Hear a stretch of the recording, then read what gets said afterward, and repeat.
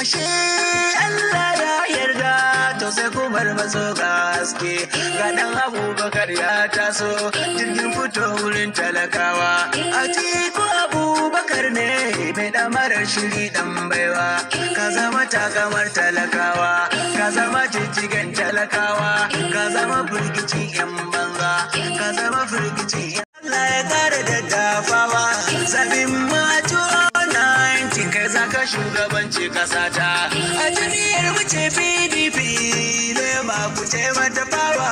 Atiku kai da babban haske da maliya ke mata ke da jam'iyya muke ba sake authority kasa ba noke Atiku zaki mulkin mu zai rike mu da yanci Atiku Abubakar farzo zai yi ruko cikin adalci da Hausa Igbo da Yoruba baya shirin yayo bambanci kai ka wata wani ta da kulle zo ka rike mutum da hali wanda sauran kauli an yi firamare election waye yi nasara ba kai ba cikin kasar bulungu da sako waye ake faɗi ba kai ba ai nasarar ka ta gigita su sun rasa ya kai a kan nan ai ta ko'ina ka ke su mahasadan ka sun gigice sabon ka samu fita ayinwa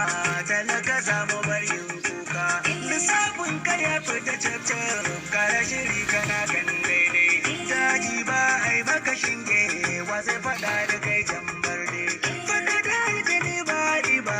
kuwa kan ga ya zama wawa baba Atiku mun gode maka tsarin da kai riko yayi daidai domin sanar da kai sabbin waƙoƙi da bidiyoyin mu da za su fito nan gaba. Duba kasan bidiyon da kake kallo ka danna subscribe.